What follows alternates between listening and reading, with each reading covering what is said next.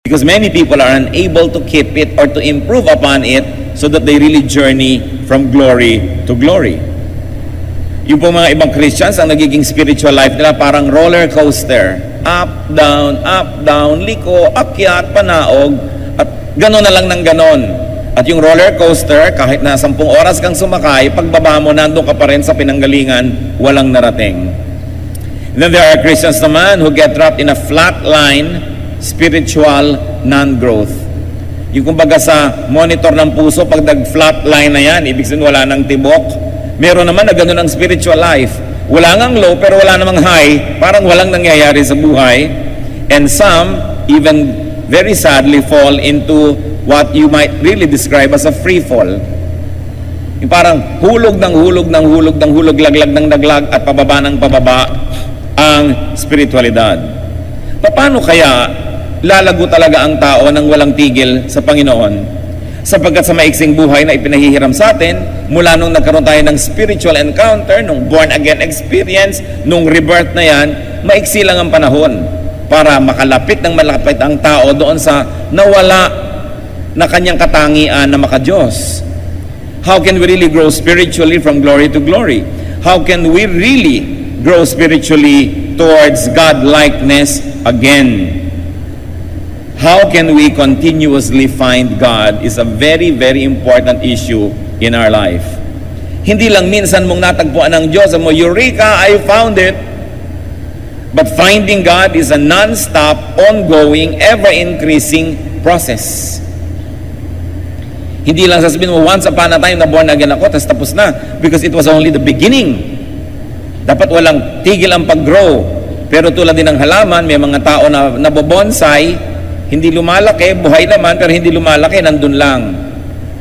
How to continuously find God is a very important issue in our life.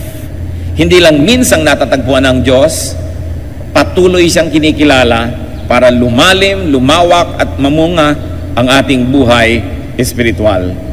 Aming Diyos sa langit, Ama, salamat po sa pagkakataon na maaari kaming magtanong ng ganito. Nawa po ay bigyan niyo po kami ng mga kasagutan ngayon. How we can continuously find you. Hindi lang minsanan, kundi walang patuloy, walang tigil at patuloy na pagkilala sa inyo ang aming nais na maranasan. Magpakilala nga po kayo ngayon ng higit pa, mangusap po kayo. Buksan niyo po ang aming puso at marinig namin ang mensahe niyo para sa amin ngayon. Patawarin niyo kami, Ama, sa aming mga kasalanan. Punuin niyo po ang aming mga kakulangan. Pawalan niyo kami at makalaya kami mula sa kamangmangan at kadiliman. At tapunan niyo po kami ng liwanag, Panginoon. Nang sa ganon, lalong maging malinaw sa amin kung paano pa kayo kikilalanin sa araw-araw. Mangusap kayong may kapangyarihan, O God. Protect us from all works of evil, from presence of evil men and evil spirits, from the malicious plans of evil against us. Protect us even from our own ignorance and our own shortcomings. Fill our hearts with your presence. Sit on your throne of power, O God of heaven, and give blessings to your people. In the name of Jesus we pray. Amen. How to continuously find God? Well, bago pag-usapan yung continuously finding God, well, find God first. Yun ang unang-una. So first things first, find and have the kingdom of God. Find and have the kingdom of heaven in your heart. Because this is the center of the teachings of Jesus, the kingdom of heaven. At pinaulit-ulit na ito po ay lagi kong kinukot sa mga tao dahil ang priority natin kung minsan hindi yung priority ni Jesus. Ang priority niya is the kingdom of heaven. At maraming haka-haka ang mga tao tungkol sa kingdom of heaven. Iniisip nila, parang kaharian na physical, bababa kasama ng mga ulap. Luke 17:20-21, merong nakikipanayam sa Panginoon ng mga magagaling sa relihiyon. Once having been asked by the Pharisees when the kingdom of God would come, Jesus replied, "The kingdom of God does not come with your careful observation, nor will people say, 'Here it is,' or 'There it is,' because the kingdom of God is within you." Namnamin lang natin ang kahulugan nito. Napakalaki ng kaibahan na mangyayari sa paghahanap natin sa Diyos. Yung iba inaantay ang pagbaba ng langit, nilalagyan pa ng petsa. Inaantay kung kailan mangyayari yung tinatawag na end of the world. Nagsusuot pa ng mga helmet dahil daw maraming lalaglag na mga bato-bato mula sa langit. Sumusuot sa mga lungga, nagtatago sa mga kuweba. May mga nagtatalo-talo kung kailan ang petsa ng pagdating nito at away-awayan. Sinabi na nga sa Biblia, sabi ni Lord, the kingdom of God does not come with your careful observation. Hindi nyo kayang bantayan at hintayin kung kailan yan darating. Kasi sabi niya, ang kaharian ng Diyos ay nasa inyong kalooban, nasa inyong puso. So paano mababantayan ng iba kung kailan darating yun? Yun ay isang spiritual at personal na karanasan. Kaya may mga tao na dumating na ang kingdom sa kanila, sa iba hindi pa. Kasi sabi niya, it is within you. Ang paghahari ng Diyos sa puso ng tao, na hindi na yung tao ang hari, hindi na si Satanas ang hari, hindi na yung asawa ang hari, hindi yung anak ang hari, hindi pera ang hari, kundi ang Diyos hari sa iyong puso. The kingdom of God has come upon you. Because wherever there is a throne that you give God to sit on and rule from, there is the kingdom. Of course, wherever the king is, there is the kingdom. Ang tanong lang natin, is God the king of your heart? Kasi yung iba religyoso, 20 years lang nagre-relihiyon, 50 years, 70 years, pero hindi naman talaga Diyos ang naghahari sa puso nila. Ang Diyos ay naghahari lang sa isang kwarto sa puso nila. Halimbawa, sa Sunday morning, o kaya sa kanilang tawag ng religion. Pero hindi Diyos ang Diyos sa kanilang negosyo. Hindi Diyos ang Diyos sa kanilang romantic life o love life. Hindi Diyos ang Diyos sa kanilang pamamaraan ng pakikitungo sa kapwa. Pero sa relihiyon nila, isang compartment, nandun ang Diyos. So hindi pa naghahari ang Diyos sa iyong puso. Kasi isang department lang. Kaya yung iba nagtataka, ang tagal-tagal ko na sa relihiyon, bakit wala naman ako nararanasan, walang nangyayari sa buhay ko? Kasi inaantay niyang kumidlat, kumulog, umuga ang lupa, kumalembang lahat ang kampana, bumaba ang mga tala. Yun ang ibig nila sabihin ng spiritual experience. When you let God rule in your heart, the kingdom is within you. And then what will happen to your vocabulary? It will change. What will happen to your outlook in life, to your value system, to your behavior and etiquette? It will change. What will happen to the way you do business and you move professionally? It will change. Then you say, wow, the kingdom has come. Parang hindi ko na kailangang abangan yung darating pa sa mga ulap dahil sa puso ko pa lang nandun na yung langit. Totoo na. So kumakain ako kahit na hindi masyadong mahal ang kinakain ko, may gana ako kasi ang Espiritu ng Diyos ay buhay sa akin. Malusog man ako o may sakit, nagtitiwala ako sa Diyos dahil alam kong mabuhay at mamatay, kasama ko siya. So hindi ako masyadong concerned. Hindi ako takot sa kamatayan dahil alam kong sa kabila nitong buhay na ito, nandun pa rin ang Diyos. Yun ang paghahari ng Panginoon sa ating buhay na kailangang mangyari, hindi lang magkaroon tayo ng relihiyon. Sa katunayan nga, kuminsan yung relihiyon pa ang sagabal. Kasi yung mga hatred ng religion mo, hatred mo rin. Yung kalaban ng religious group mo, kalaban mo rin. Nasaan ang paghahari ng Diyos sa iyong buhay? That's why people must be able to transcend religion and religiosity to let God rule in their hearts and therefore have the kingdom of God in their hearts. So the first thing you do is to be born again as Jesus prescribed. John 3:3, in reply, Jesus declared, I tell you the truth, no one can see the kingdom of God unless he is born again. Sobra naman kasing pinadali ng iba yung born again. A, accept that you're a sinner. B, believe in Jesus. C, confess Christ. Pumikit ka, tambagin mo si Kristo, itaas mo ang iyong kamay, at voila, born again ka na. Hindi naman gano'ng kasimple yun. Kailangan na iintindihan, dinidibdib nung gumagawa para magkaroon ng tunay na kahulugan. Kasi to be born again is not just an instant thing. Ibig sabihin, ipinanganak kang muli, parang bagong tao ka. So bago na naman, kung dating alam mo ABC, ngayong bago ipinanganak ka na, ang pinag-aaralan nun, mga letra ng mga Chinese, iba na naman ang letra mo, ang mga wika mo, iba naman, Pangasinense naman ang salita mo, o kaya iba naman ang kulay ng yung balat, kasi born again ka iba ka na hindi na yung dati. So maraming naiiba dapat sa buhay ng tao pag tinawag na born again. Ngayon, kung yung kasungitan mo nung kasungitan mo pa rin ngayon, tapos born again ka, parang hindi yan totoo. Kailangan ng isang tunay na pagbabago ng kalooban ng puso. At ito'y proseso, hindi nangyayari sa isang minuto, hindi nangyayari sa isang linggo, hindi nangyayari sa isang buwan lamang. proseso. Dahil progressively, we must allow God to rule in our hearts. Dahan-dahan, unti-unti. So it is an ever-increasing work. Kaya sabi, we are changed from glory to glory. Ngayon, kung nakamatayan mo yung proseso na hindi pa nabubuo, syempre, iniligtas ka na ng Panginoon, ligtas ka na. Pero hindi makokontento na minsan lang na born again ka, tapos na. Kailangan buong buhay. Because the kingdom of heaven was Jesus' most prominent concern, we should be concerned about it, and we should be able to operationalize in our lives what it means and how it could be practical. Kaya yung mga iba, kapo-born again nila, naiinis lang yung mga tao dahil wala namang makitang bunga, tas born again ng born again. Nasisira tuloy yung pangalan ng born again, nagiging mislabeling, at kuminsan, panglibak na sa iba na gamitin yung term na yon dahil yung nagdadala ng word na yon ay hindi karapat-dapat.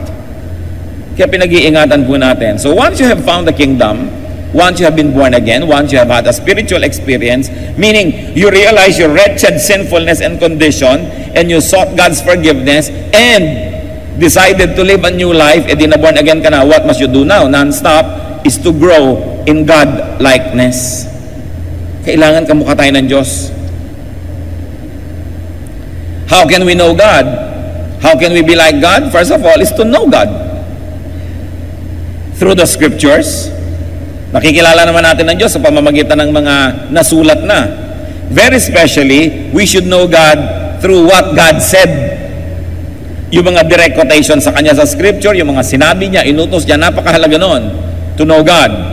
And also, to know God through what the writers said about God. Pero mag-ingat din tayo dahil hindi naman ko muna nasulat dyan at sinabi ng iba tungkol sa Diyos, tama na nga. Kasi kung minsan, opinion lang ng tao yung sinasabi doon, hindi naman ibig sabihin ay yun na nga ang kinonfirm na katotohanan tungkol sa Diyos. Alam niyo naman yung Biblia, nakalagay din dyan ng mga quotation galing kay Satan, nakalagay din dyan yung mga maling konsepto ng mga tao tungkol sa iba. So hindi ko muna nalagay dyan, yun na yun. Susuriin nyo pa rin, ito ba'y totoo o misconception nung nagwika nito? Katulad ni Paul at si Silas, napagkamalan sila na mga Diyos ng Greek mythology. So hindi ibig sabihin naging Diyos nga sila, pero nakalagay doon, tinawag sila na ganito't ganon. So sabihin natin, ay mali yung tumawag. Tulad po sa Psalms, napakarami dyan mga prayer na Diyos ko, durugin mo po mga kaaway ko, ubusin nyo po sila, pulbusin nyo po sila. Because the Psalm is a record of people's prayers. Some of those prayers are probably not right. It's just a record of how they prayed. So ikaw ngayon, sa pagkakilala mo sa Diyos, susuriin mo yung mga prayer doon. Parang ang prayer na ito ay hindi ganito ang sinabi. Dahil ang sabi ng Panginoon later, di ba? Don't wish harm for your enemies, love your enemies, do good to those who persecute you. Pero ipapalay mo, durugin nyo po ang mga dikdikin nyo po, pulbusin nyo ang aking mga kalaban. Ganyan yung mga ibang prayer doon sa Psalms. Hindi naman common naka-record doon, ibig sabihin, kokopyahin mo na yon. Kaya kailangan nauunawaan mo, what is the central core of God's teachings, and then by that central core, you measure all other things that you read in the Bible, and you say, itong opinion na ito ay hindi in accordance with the revelation. It's not in accordance with what God says in this verse. So, hindi common na doon, nakita mo, kokopyahin mo ng buong buo, kasi si Satan, nandyan din ang mga quotations niya Kaya isang mahalagang pag-aaral. So, know God through the scriptures. And then know God through your godly action. Through your deeds. Do what God did and do what God does, and then you will know Him. Gaano karami sa inyo na ang dentista ngayon, na naunawaan niyo lang yung tatay niyo na dentista nung araw, nung naging dentista na kayo? Gaano karami sa atin na ngayong naging magulang, tsaka lang natin naunawaan yung mga magulang natin nung araw, na ayaw natin yung mga regulasyon nila, pagbabantay nila, pinapauwi ka maaga, pero ngayon ikaw na yung magulang, ikaw na ngayon yung nagsasabi ng the same lines na yon.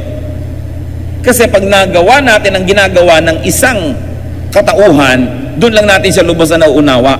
Gusto nating makilala ang Diyos at unawain siya, gawin natin yung gawain niya. Kaya nga, gusto nyo maunawa ang isang pastor, magpastor kayo. Gusto nyo talagang maunawa ang dinaranas ng isang spiritual leader, gawin ninyo. Sabi ko nga, I wish everyone would become pastors, then I can take my revenge. Kasi iba, hindi nila nauunawa yan eh. Subukan mong ipagawa at mauunawaan nila unti-unti ang mga bagay. So gusto po nating maunawaan ng Diyos, gawin natin ang mga ginagawa niya. Tularan natin siya. At habang nilalandas natin yung kanyang tinahak na yun, sabi natin, ay ganito pala talaga, ngayon nauunawaan ko. 1 Peter 1:16, be holy because I am holy. That is the requirement of God. You want to be God-like? You want to know me? Be like me. John 14:12, anyone who has faith in me will do what I have been doing.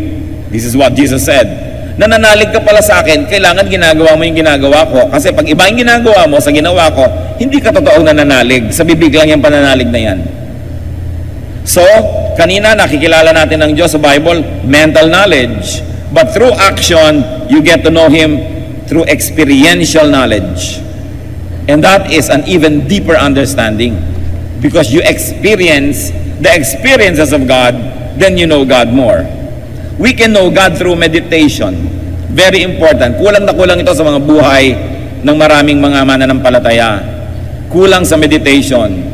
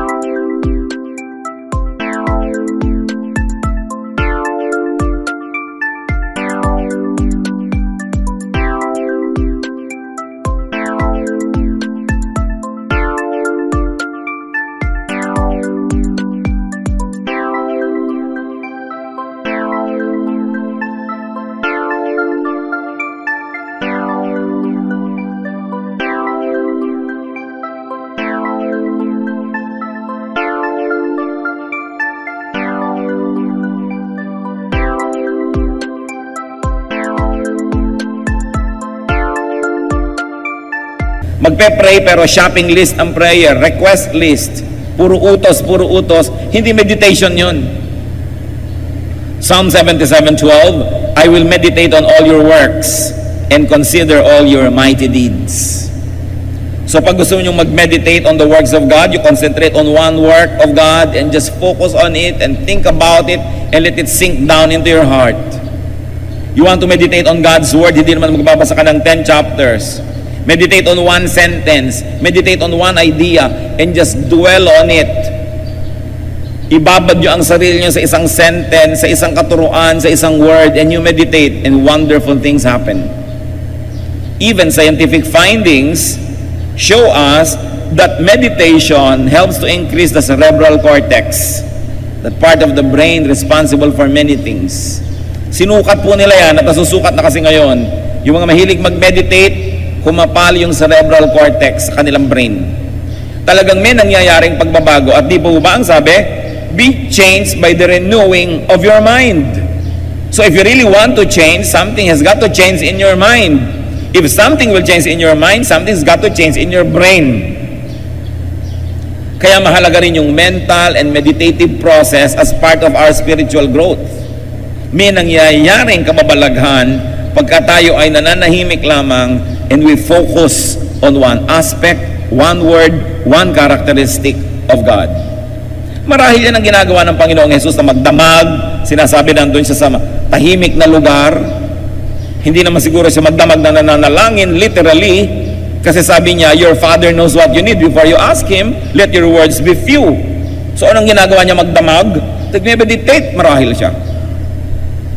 Yung ayaw niyang paabala, he will focus on one character of God or one word and meditate on it. Remember, for anything to change in your deeds, something's got to change in your thoughts. And for our thoughts to change, some changes must happen in our brain.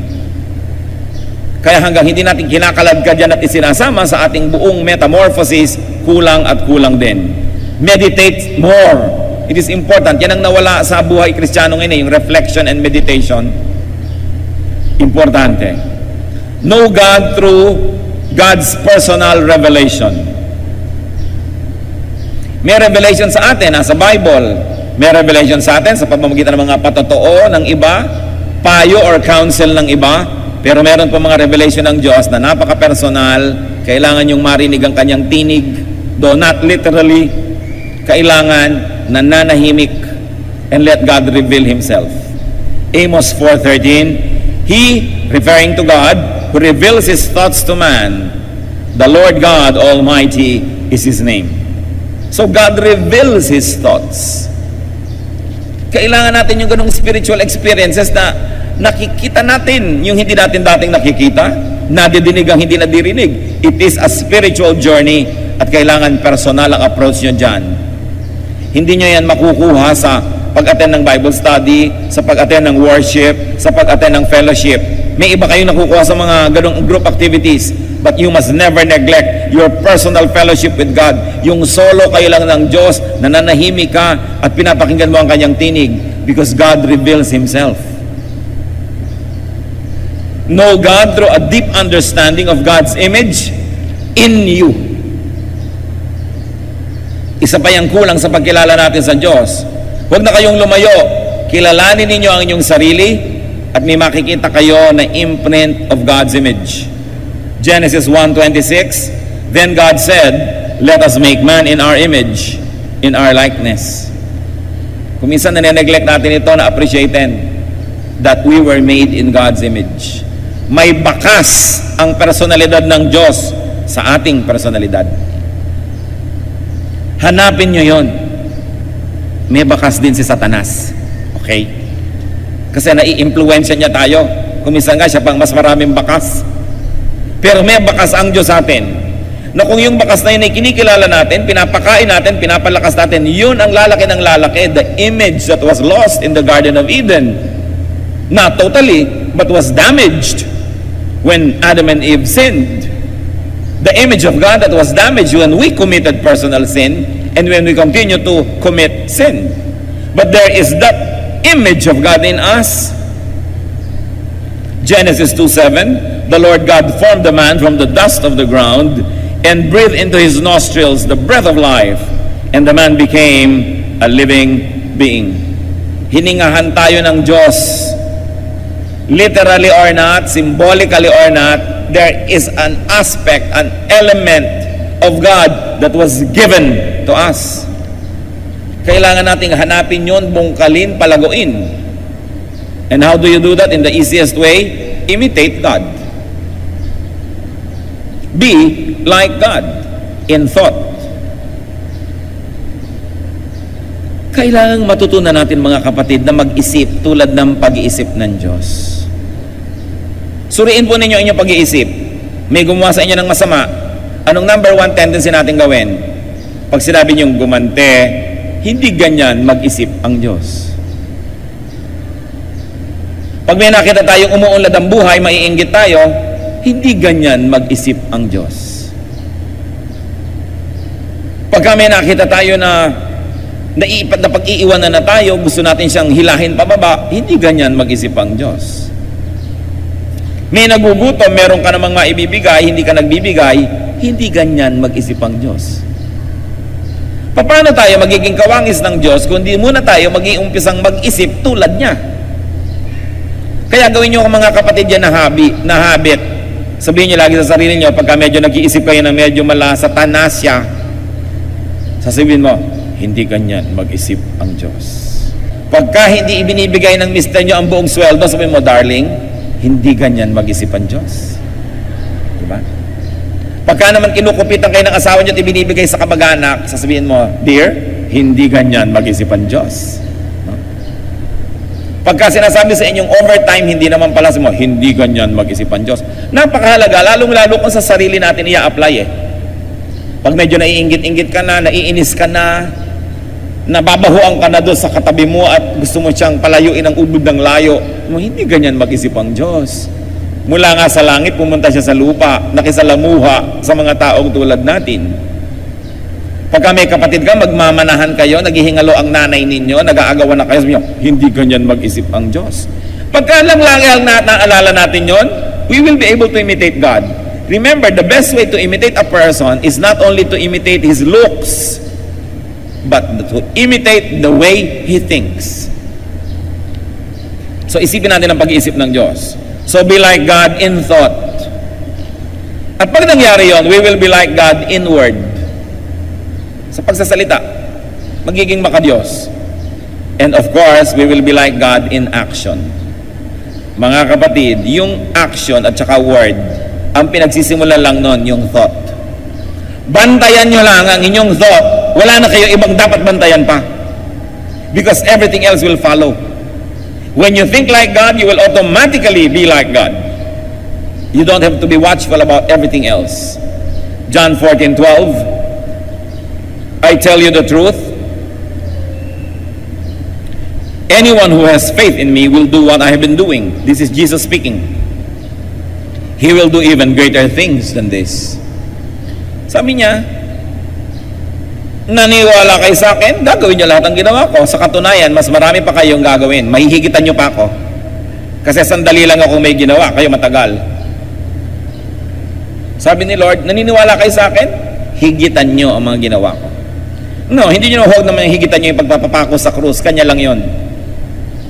Yung kabutihan niya sa mga kapuspalad, yung pag-unawa, pag-intindi, pagtuturo at pagtutuwid niya sa mga naliligaw ng landas, yung pakikasalamuha niya sa mga sinners and tax collectors and publicans.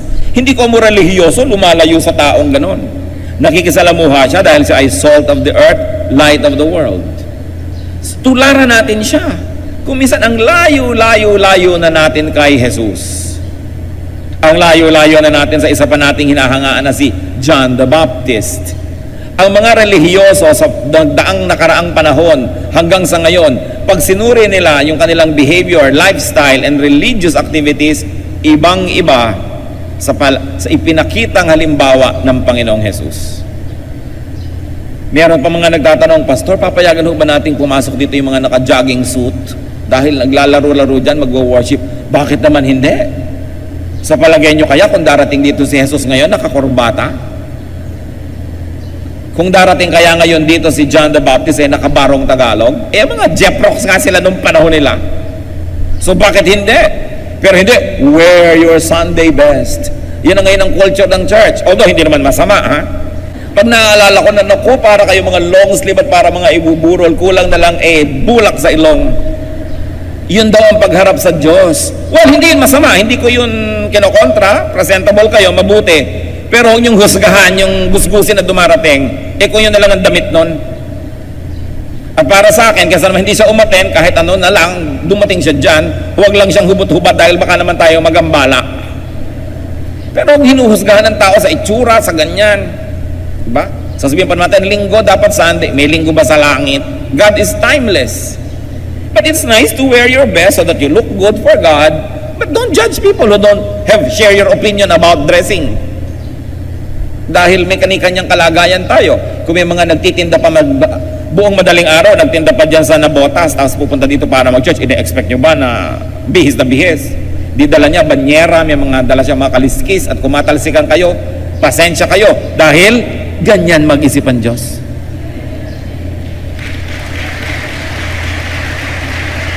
Hindi yung puro kaartehan na lang ang relihiyon, puro mga itsura, puro mga form. It's important to go back to the basics, no?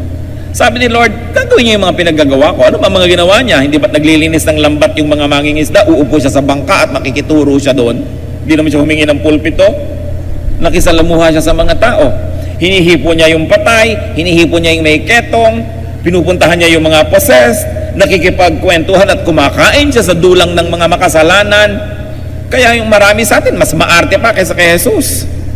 Kaya dapat balikan natin yung basics.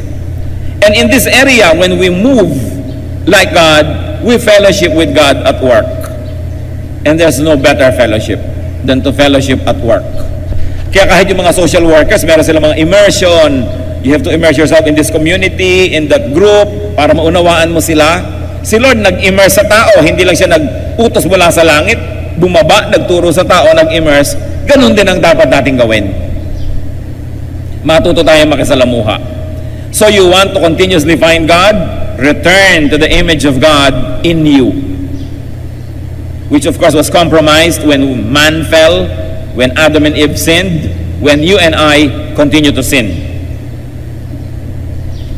Colossians 3:9-10. Since you have taken off your old self with its practices, put on the new self, which is being renewed in knowledge in the image of its Creator. Sabi dahil total, hinubad niya rin lang yung dati niyong pagkatao nung tinanggap niyo si Jesus, lubos niyo nang isuot yung bago niyong pagkatao. No? Na patuloy na binabago, patuloy na pinalalakas, at inilalapit doon sa wangis ng Diyos, sa wangis ng lumikha sa atin. So kung ang kabanalan ng tao at pagiging makadiyos ay nasa ganitong level, dahil sa kasalanan ay bumaba ng bumaba, nung tayo ay na born again o tinanggap si Jesus at nagsisi, ay tumigil ang pagbaba, ano ngayon dapat mong gawin? Umakyat ka uli unti-unti para bumalik ka at lumapit ng lumapit dun sa original image that was lost in the Garden of Eden. So the first purpose of life is to stop your descent. Pigilin ang pagbulusok pababa. At ang susunod, baligtarin yun, umakyat naman ng umakyat. So we are being renewed, being made more and more and more and more like God. Yun ang goal natin ngayon kung tumigil na yung pagbaba nyo. Pag sinabi natin, kilala ko na si Jesus, tinanggap ko na si Jesus, etc. So ngayon, dapat ngayon ay sundin natin ang kalooban ng Diyos para bumalik ng bumalik yung pagka-Diyos na ibinigay sa atin nung nilikha ang tao. The image of God that was given to us must be revived, redeveloped, so that it can flourish once more, just like before Adam and Eve fell. Yan ang goal ng buhay, to be holier and holier, to be more and more like God. So how else do we continuously find God? Look for God everywhere. Hanapin nyo ang Diyos sa lahat ng dako. Find God's image in other people. Halimbawa, tingnan nyo yung katabi nyo ngayon. Nababakas nyo ba sa kanya ang luwalhati ng Diyos? Kinilabutan siya, pero meron yan. Dahil nilikha tayo ng Diyos eh. Kaya ang mahalaga, lalo sa mag-asawa, hanapin nyo sa isa't isa yung wangis ng Diyos. At you will fall more and more in love. Pero oras sa pinagtuunan nyo yung wangis ni Satanas, dahil nandun din, you will fall out of love. Alam nyo kung ano yung love? It's only a decision what to look at. That is love. Kaya mga magulang, you always decide to look at what is good in your son or daughter. Kahit ang nakikita ng kapitbahay yung bad, ang nakikita nyo yung good. Kasi you decide to look at it. So, ang pakikitungo natin sa kapwa, pag sabi yung bad yan, hindi lang siguro siya bad. Siguro, you are looking for what is bad. That's why, that's what you see. Because if you also look for what is good, you will also find something good. Because even being bad is difficult to perfect. We are not perfect, so nobody can be perfectly bad. Meron pa rin yung good. Kaya mga kapatid, pag may nagsusumbong sa akin, alam niyo po, bad siya, bad siya, bad siya. So kapatid, maaaring totoo yung sinasabi mo, pero ibig sabihin din yan, you are looking for the bad. Wala ka na bang sasabihin sa akin na good niya? Wala po. Wala kang tiningnan o nagbubulag-bulagan ka. Kaya hindi credible ang sinasabi mo. Para sa akin po, sino ang credible person? Yung may sumbong man siya na negative, may dala rin siyang positive. Kasi pag puro negative ang sinasabi niyan, propaganda yon. Katulad din ng pag puro positive ang puri niya sa isang tao, propaganda pa rin yon. You are being deceived so that you will make a decision in favor of or against that person. Do not believe anybody who comes to you na ang dala lang one-sided good or one-sided bad, because people are complex. Inside us, there's some good, there's some bad. What you feed and what you develop will become the master. Pero meron pa rin yun na nandun na another personality na maliit lang yung papel niya. So what you look for in people also tells you about your kind of eyes and your kind of heart. So, hanapin natin yung mabuti. You want to find God? Sabi ng iba, saan ko po ba hanapin ang Diyos? Hindi ko na mahal.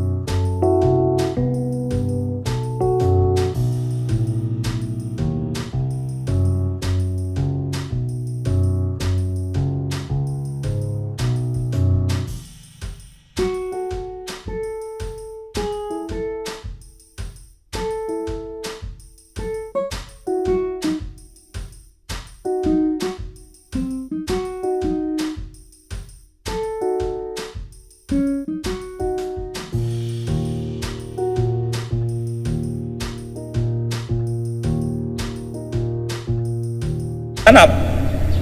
Look for God's imprint on people. Tingnan nyo ang mga tao sa paligid nyo and you will find parts of God's character. You will find God's gifts. You will find God's power. There are people who are very powerful when they speak. That comes from God. There are those whose personalities are so powerful they can move others, especially to positive action. That comes from God. Look for people's creativity. Ang galing sumayaw, ang galing tumugtog, ang galing magpinta, ang galing magkarpentero, ang galing mag-repair ng kotse, ang galing magtanim ng halaman. Galing yan sa Diyos because all creative talents are from God. Look for beauty because God is God of beauty. Then you will find God in people. And when you do that, praise God. Sobra ka nang nagbubulag-bulagan pag hindi mo nakita ang presensya ng Diyos sa lahat ng bagay. Kung ikaw nga ay microbiologist, tingnan mo sa mga microscope, nandun ang work ng God. Kung paano yung mga molecules ay umaayos-ayos.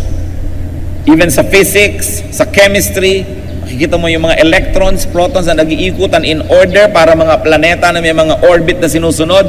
You know that there is a grand designer. God is everywhere. Kaya kailangan nating tingnan. What you do not have, you find everywhere. Only you do not look at the right places. So it is important. Sabi sa Philippians 4:8, finally, brothers, whatever is true, whatever is noble, whatever is right, whatever is pure, whatever is lovely, whatever is admirable, if anything is excellent or praiseworthy, think about such things. We are a product of how we think. Kaya mga tao, kuminsan tumataas masyado ang presyon, bumibilis ang tibok ng puso, ang pulso, nagkakasakit-sakit, kasi may sakit ang paraan ng pag-iisip nila. Sick thoughts render sick bodies. Kaya pati yung mga gagaling, kailangan sa isip nila magbago ng pag-iisip. Hindi yung mga inom sila ng inom halimbawa ng pampakalma, tas ang iniisip nila lahat ng pampainis. Hindi katatabla ng gamot. Masisira ang gamot sa iyo. Kasi nasa pag-iisip yan. Meron naman, lalo mga matatanda na bilib sa isang doktor, may sakit, magpapadoktor, nagbibihis pa lang, dadali mo sa doktor, gumagaling na. Kasi nananalig. Yung pag-iisip natin, yan lang ang makonquer natin. Ikaw na ang makapangyarihang tao sa balat ng lupa dahil yan ang pinakamahirap supilin. Pero when you think positive thoughts, beautiful thoughts, godly thoughts, sumusunod ang inyong katawan. Subukan nyo, halimbawa ngayon, exercise. Lalo yung mga seloso at selosa at hindi nyo kasama ngayon na inyong kabiyak, isipin nyo may nakakandong sa kanya ngayong iba. Sige, isipin nyo. Hindi ba nagiinit ang tenga nyo na? No? Kumukulo na ang dugo nyo, iniisip nyo pala yun, hindi pa yun totoo. Pero pag totoo na sa inyong isip, kasunod na yung inyong katawan. Kaya yung pag-iisip yan ang kinokontrol. Be transformed by the renewing of your mind. Pero, kaya yung mga iba, subukan yung pumikit. Mag-isip kayo ng napakagandang tanawin, mga lunti ang bundok, mga ibong humuhuni, mga batis na sumasayaw sa paligid ng mga bato. Di ba napapangiti kayo at nare-relax? Word pa lang yung naririnig nyo sa akin, ha? Kung hindi pa nakikita yung totoong bato. This is the power of words. Kaya pag may narinig kayong salita na sinabi sa inyo, lalo yung minura kayo, para kayong nakuryente, para kayong tinamaan ng kidlat, may talab. Word lang yon, sound waves. That's why we should control the words. We should control the thoughts. This is where the battle happens in our mind. Pag natalo ka na sa isip, talo na, kasunod na lahat yan. Dahil ang katawan, sumusunod lang yan sa isip. So sabi, our battle is not against powers, but against principalities in the air, against the unseen forces, which lay claim to our thoughts. That's why it is important to control, to discipline the way we think. At sabi, ano daw ang isipin? Whatever is true, noble, right, pure, lovely, admirable, excellent, praiseworthy. Think about such things. And may I say, apply this when you think about your husband or wife, about your mother or father, about your son or daughter, about your daughter-in-law, about people at the office, people in your school. Think about these things. Kailangan nating palitan ng pag-iisip tungkol sa tao. Because our thoughts have mysterious ways of becoming real. And very importantly, in our search for God, find God's image in creation. It's a challenge and a wonderful journey of discovery. Find God in nature. Hindi naman ibig sabihin yung dahon dasambahin mo dahil nandun ang Diyos. Tingnan niyo yung gawa ng Diyos doon sa dahon. Makikita niyo na may gumawa niyan. Find God in natural phenomena, in the heavenly bodies. Find God in cells and molecules. If you're a chemist, find God in chemistry, or in physics, in mathematics, in biology, in the arts, because the imprint of God is everywhere. Romans 1:20. For since the creation of the world, God's invisible qualities, His eternal power and divine nature have been clearly seen, being understood from what has been made, so that men are without excuse. Pag tinitingnan natin ang mga pyramids of Egypt, bagamat kalansay na lang yung natira, sabihin natin, ang galing naman ang gumawa nito. Pag tinitingnan natin yung mga ivory carvings from China, hanggang kalit-liitan may kubo dun sa loob, may tao, dun sa tao meron pa siyang kuto, nandun lahat. Ang galing naman ng mga Chinese na gumawa nito. Pag tinitingnan mo yung mga tela na hinabi ng mga Maranao, ang galing-galing naman nilang gumawa ng mga color combination. Paano mo makikilala ang lumikha? Tingnan mo yung nilikha. Paano mo makikilala ang isang musician? Tingnan mo yung nilikhang musika. Paano mo makikilala ang isang speaker? Tingnan mo kung paano siya magsalita at anong ginawa niya sa kanyang material. Paano mo makikilala ang isang arkitekto? Tingnan mo yung ginawa. Paano niyo makikilala ang Diyos? Hindi kayo kailangan lumayo. Tingnan niyo ang lahat ng ginawa niya. That's why we must have respect for the environment. Respect for the cleanliness of our planet. Dahil Diyos ang gumawa niyan. At pag sinira natin yan, tayo rin ang nawawalan. How else will you find God? Kasi remember, our topic is continuously finding God. Kasi pag may God dito, may God doon, may nakikita mo lahat, you cannot help but be godly. Plant godliness in people's hearts. Sabi nila, kung ano po ang inyong tinatanim, siya ang inyong inaani. Gusto niyo mapaligiran kayo ng godly words? Magtanim kayo ng godly words sa inyong mga kasama. Gusto niyo maligid kayo ng mga Kristiyano? Plant Jesus in people's hearts so they become Christians. Gusto niyong maligid kayo ng kabutihan? Gumawa kayo ng kabutihan dahil itinanim niyo yon, bubunga yon. 2 Timothy 4:2, preach the word. Be prepared in season and out of season. Correct, rebuke, and encourage with great patience and careful instruction. Bakit po ang mga Kastila, pag nagpupunta sa Pilipinas, at sa katunayan ay patuloy silang nagbibigay ng mga grants para i-preserve ang intramuros, i-preserve ang mga lumang mga simbahan, ang mga fortresses, ang mga lighthouses. Bakit? Ba't ang mga Kastila ngayon, kahit saan pumunta sa Pilipinas, makikita nila yung mga simbahan, yung imprint ng kanilang relihiyon. Bakit? Kasi nagtanim sila dito ng daang taon. Daang taon sila nagtanim. Kaya kahit saan ka tumingin ngayon, ang center, focal point ng ating mga plaza, mga simbahan Katoliko. Diba? Sa ating architecture, mga bahay na bato, yung mga ginawa nung period na yun, kasi ang dami nilang itinanim eh. Bakit kahit saan ka na lang ngayon pumunta, nag-i-English sa mga Pilipino? Kasi itinanim ng mga Amerikano yung wika nila sa lahat ng elementary schools sa buong Pilipinas. Dahil nagtanim sila, umaani sila. Bakit hanggang ngayon wala pa tayong pambansang wika talaga na napaka-effective? Hindi naman natin tinataniman eh. Yun nga mga taga-region number ganon, gusto man nila uwitin ang pambansang awit sa kanilang dialect. Ayaw nilang gumawa na isang buong pambansang wika para sa lahat. Aamin basta yung wika namin ang gagamitin namin. Kaya hanggang ngayon, wala tayong na-evolve na talagang isang effective national language. Siyempre, kung hindi kayo nagtatanim, wala kang aanihin. Sasabihin natin, sobra naman ng Espanya ang influensya sa Pilipinas, sobra namang naapi, nagkutakot-takot na Praile, ang napakaraming tao. Nagtanim sila eh. Magtanim ka ng mabuti at masama, aani ka nun. So tayo, gusto nating maligid tayo ng godliness, di magtanim tayo ng godliness. Gusto nating maligid tayo ng mga mananampalataya, di mag-mission tayo at magtanim tayo sa mga puso. Gusto niyong maligid kayo ng kabutihan, magtanim kayo ng kabutihan. Proverbs 11:30, he who wins souls is wise. Galatians 6:10, therefore, as we have opportunity, let us do good to all people, because what you plant is what you harvest. You harvest what you plant. It's a very basic reality. Galatians 6:7, a man reaps what he sows. Kung ano itinanim, aanihin. So when you replicate your godliness in other people, when you plant the word of God, when you do good deeds, eventually you will see God everywhere. And you will see God in everyone's heart. So you want to continuously find God, exalt God everywhere. Purihin siya, itaas ang kanyang pangalan kahit saan. Worship God anywhere and everywhere.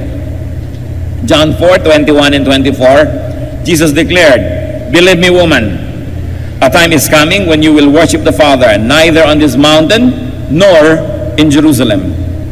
God is spirit, and his worshipers must worship in spirit and truth. So when we worship everywhere, then God's glorious presence will be everywhere. No believer of God must feel alone, because God is always around. Psalm 139:7-9. Where can I go from your spirit? Where can I flee from your presence? If I go up to the heavens, you are there. If I make my bed in the depths, you are there. If I rise on the wings of the dawn, if I settle on the far side of the sea, even there your hand will guide me. Your right hand will hold me fast. In other words, saan man ako magpunta, O Diyos, naroon po kayo. God is everywhere. Something is very wrong if people do not find God. If people do not find God, it only means that they close their eyes, they refuse to see God, because the imprints of God's presence are everywhere. Matthew 7:7, seek and you will find. At yan po ang gusto kong iwang tanong sa ating lahat. Are we seeking God? Yung pag-attend ng ganitong mga public events is an act of seeking God, but it's not everything. If it's the only thing you do, well, you will find a bit of God, but you will probably not find enough that it becomes glorious in its proportion in your life. Kailangan ng meditation, kailangan ng personal study, ng prayer, kailangan ng pagsunod sa Diyos at paggawa ng kanyang mga gawain para dumami ang mga channels through which we can know and see God. Search for God above and beyond group Bible study, above and beyond worship and organized religion. The deep search for God is personal. Hindi pwedeng i-regulate ng leader, ituro kung saang chapter. It is a personal quest. Dapat po tayo may kani-kanyang personal na paghahanap sa Diyos. At pati yun, hingin nyo sa Diyos, paano po gagawin kong personal ito? Dahil sabi niya, ask and it will be given you. Seek and you will find. Knock and the door will be open to you. So magtanong sa Espiritu ng Diyos at gawin natin. Find God and enjoy God.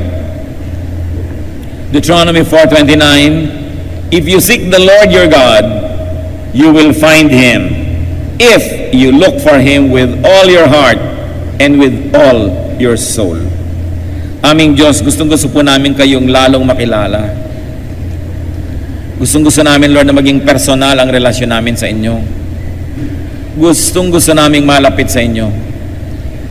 Ituro niyo po sa amin, Panginoon, kung ano ang mga hakbang na dapat namin gawin bukod sa mga ginagawa na namin ngayon para lalo namin kayong makilala.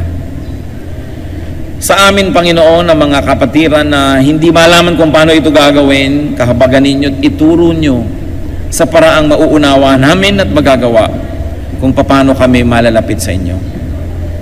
More than religion or religious activity, we like a personal relationship with you, O God. Yung relasyon na meron sa